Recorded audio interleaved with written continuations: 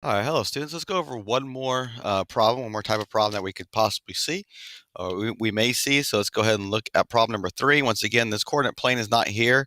There is one actually on the page next to it if you want to use that, or of course you can use the one from problem 1 as well, like we did with the other one. This actually shape will be down here in the third quadrant, so it's okay to kind of have all three on the same page, or on the same coordinate plane. All right, so it says plot and connect the following points. So now we have 4 points actually here, K, L, M, and N. It says give the best name for the polygon and determine the area. So very similar to what we did the last two problems. Let's go ahead and first label our points. So first we have -9, -7. So 1, 2, 3, 4, 5, 6, 7, 8, and 9. And then down 7, 1, 2, 3, 4, 5, 6, and 7. I believe that should be right there. And that, of course, is point K.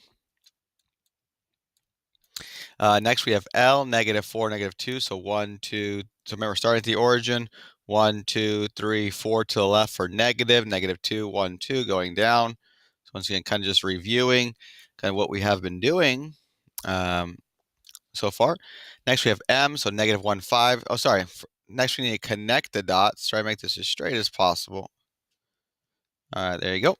So now we have M, -1, 5, -1, and then 5 down, 1, 2, 3, 4, and then 5 would be right here. Let's go ahead and connect those dots. And that, of course, is M. So let's go and label it with an M. And the next one is N, or the last one is N, is at -5, -5.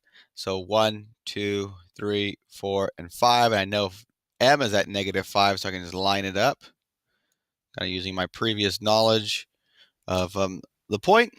And now let's go ahead and draw this over. And then, of course, reconnect right here. So, of course, remember, this is our N, so I'm drawing it back to where we started.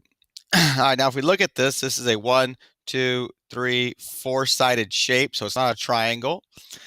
We know some different types of 4-sided shapes. We know a square, we know a rectangle, we know a parallelogram, and I believe we talked about a trapezoid. And a trapezoid, if we look at the kind of the sides, what determines it is how many parallel sides do they have. Well, how many pairs of parallel sides?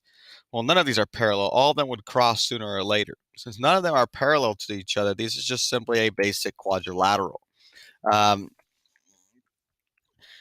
So I remember, to be a parallelogram, it needs 2 sets of parallel sides. To be a trapezoid, it needs 1 set um, of parallel sides.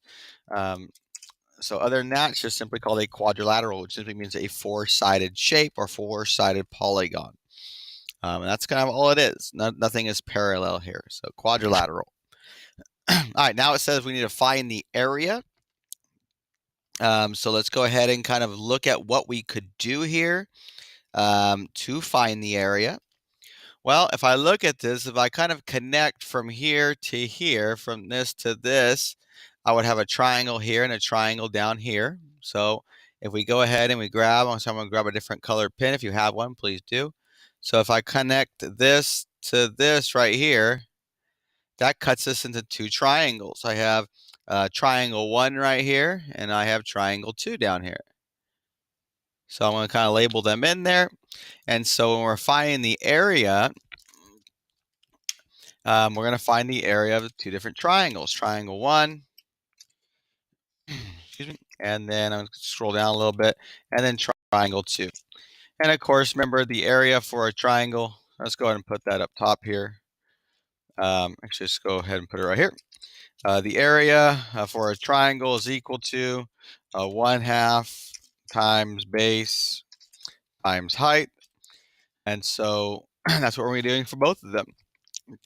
So if we look at what we have here, so if I look at kind of triangle 1 right here, if I look, I know the height goes from here to here. This would be a height right here. Let's go and grab the blue one.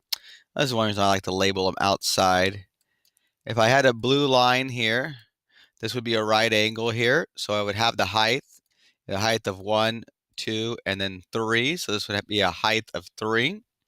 So I'm going to go ahead and just kind of jot down some little notes. So, excuse me, T1 Has a height of 3, so it has an h that is equal to 3. Now all I need to know is the base. What is the base equal? Well, if I come over here and just start counting, remember the base is connected to the height. It is 1, 2, 3, 4, 5, and then 6. So I'd have a height of 6. Now I could figure out the height of triangle, or sorry, the area of triangle 1. So let's go ahead and do that real quick. So 1/2, excuse me, times, and the base in this case is 6. The height in this case is 3, and that would be equal to, well, half of 6 is 3, and 3 times 3 is 9, so 9 units squared. All right, so now I need triangle 2. So here's triangle 2 down here. So the height, of course, would be from here to here. Okay, notice I can't connect this to this point down here, so I'm going to kind of draw it outside over here, which is perfectly fine. So let's go and grab the blue pen again. So the triangle starts here, and it ends down here because this is where the point is. Remember this, we have the right angle. So it has a height of 2. So let's go ahead and go down here. Let's go triangle 2. Just kind of jotting down some notes. Has a height of 2 units. So notice I am leaving off the units here when I'm making these notes. These are just kind of notes. This is where the units have to come in when you're finding the answer. And since this is the height, the base would be right here. And of course, we look at the base from here to here, that's 2 units because we have 1, 2. So the base is also 2 units. All right, so now we can go ahead and we can actually solve for this. So we have 1/2 times the base, which is 2, the height, which is 2, and that would be equal to, well, 2 times 2 is 4, half of 4 is 2, so we'd have 2, and of course we're talking about units squared. All right, now we want the area of this entire shape. On the previous problem, problem 2, we actually found the outside and then subtracted. Well, triangle 1 and triangle 2 are attached to each other or connected. So we wouldn't subtract these two numbers, we would actually add these two together. So I'm going to put the area up here. The area is the 9 units plus the 2 units, which is equal to 11, and of course we're talking about units squared. So there you go. There would be the area of the quadrilateral. We add them because they're connected or attached to each other. In problem 2, we subtracted because we found the area of the entire rectangle, or square, excuse me, and we subtracted pieces out of the square, excuse me, to get this to get the area of the triangle we were looking for.